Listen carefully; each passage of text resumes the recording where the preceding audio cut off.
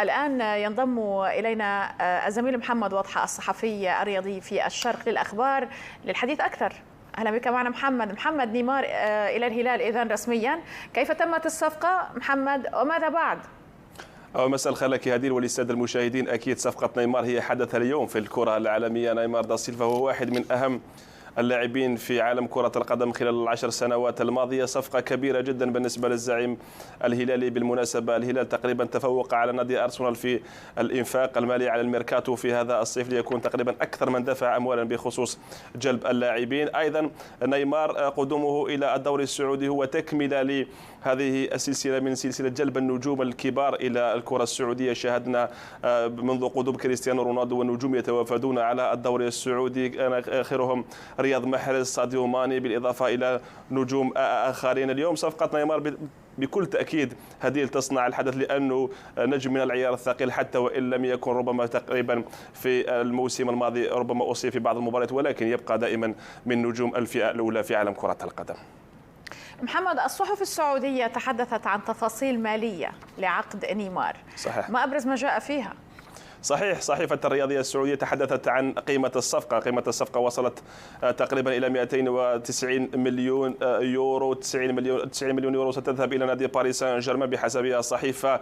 هي قيمة انتقال نيمار دا سيلفا إلى الهلال السعودي، وأيضا سينال راتب سنوي يصل إلى 100 مليون يورو، أي في موسمين سينال 200 مليون يورو. ربما نيمار، كل ما ذكر نيمار في عالم كرة القدم إلا وتذكر الأرقام والأموال، لأنه تقريبا صار اللاعب الأكثر قيمة من حيث انتقالات في تاريخ كرة القدم. انتقل من برشلونة إلى سانتوس ب 57 مليون يورو، انتقل من برشلونة إلى باريس سان جيرمان ب 222 مليون يورو، وهو اليوم ينتقل من باريس سان جيرمان إلى الهلال السعودي ب 90 مليون يورو. أكيد الآن الحديث عن الأموال شيء، والآن ما سيقدمه نيمار إلى النادي الهلال، خصوصا مع كمية النجوم الموجودين والمنافسة الكبيرة التي ستحتدم بين مختلف الفرق في دوري الروشن هذا الموسم، مع البداية القوية لكل الفرق تقريبا ما عدا النصر في الجولة الأولى.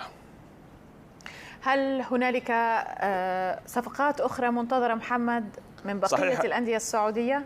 صحيح هديل، تم الحديث خلينا نقول خلال آخر ساعتين عن إمكانية قدوم الحارس المغربي ياسين بونو حارس نادي إشبيلية نادي الهلال السعودي. أيضا هنالك حديث ربما عن سيرخيو راموس، ممكن أن يأتي إلى أحد الأندية السعودية، ولذلك القائمة تبقى مفتوحة دائما هديل. ولكن خلينا نقول حتى إذا لم يأتي النجوم هذا الموسم، هنالك ترشيحات خلال الموسم المقبل أنه الأندية السعودية ستهدف 3 لاعبين نجوم كبار في كرة القدم العالمية. نحن نتحدث عن روبرت ليفاندوفسكي، ربما سيأتي إلى الدور السعودي الموسم المقبل. نتحدث أيضا عن محمد صلاح الذي ذكرت بعض المصادر الصحفية أنه قد يلتحق أو هنالك عرض له من أحد الأندية السعودية قد يأتي الموسم المقبل. وأيضا هنالك سون اللاعب الكوري الجنوبي قائد نادي توتنهام. ولذلك كل المعطيات تؤكد أننا نحن مقبلون على منافسة قوية جدا في الدور السعودي، الذي ربما صار يحظى بمتابعة كبيرة جدا في مختلف أنحاء العالم. نحن نتحدث اليوم عن تغطية تقريبا في كل أنحاء العالم، 130 قناة تنقل الدوري، 120 أكثر من 120 دولة يصل إليها بث الدوري السعودي، وهو ما يعطي الانطباع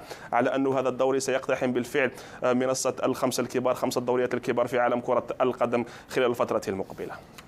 ما هو الأمر الذي أصبح يشجع اللاعبين العالميين القدوم إلى السعودية برأيك محمد؟ الأكيد هدير، هنالك دائما عندما نتحدث عن انتقال أي لاعب فهنالك مساران، أولا المسار الرياضي وثانيا المسار الرياضي. بطبيعة الحال العروض المقدمة من الناحية المالية للاعبين لا يمكن رفضها بأي حال من الأحوال، وهذا أمر طبيعي جدا، لأن اللاعب في النهاية هو عامل ويريد أكثر المداخل المالية، وهذا أمر طبيعي جدا. هنالك أيضا المسار الرياضي، لأنه اليوم عندما تشاهدين أنه نيمار دا سيلفا عندما يرى أن الدوري السعودي منقول في بلاده على أحد شاشات بلاده أو أحد الفضائيات في بلاده، فهذا أكيد أنه يشجعه على القدوم إلى الدوري السعودي. أيضا لا ننسى هدير أن هنالك كأس العالم للأندية، يعني هنالك صيغة مستقبلية ستختلف إمكانية انتقال أو مشاركة العديد من الأندية السعودية، فلذلك يبدو أنه الأمر لا يقتصر على قدوم نجم أو هذا النجم أو نجم آخر. يبدو أنه مشروع طويل الأمد من أجل جعل هذا الدوري كواحد من أقوى الدوريات في عالم كرة القدم، وليست كرة القدم وحدها. نحن نتحدث عن استثمارات سعودية في الفورمولا 1، في الجولف، وأيضا في ألعاب أخرى. ولذلك من المهم جدا الحديث عن تطور كرة القدم كواحدة من العناصر المهمة في مشروع متكامل فيما يخص الاستثمار الرياضي. أشكرك جزيل الشكر، كنت معنا الزميل محمد وضحى الصحفي الرياضي في الشرق للأخبار. نورتنا محمد، شكرا.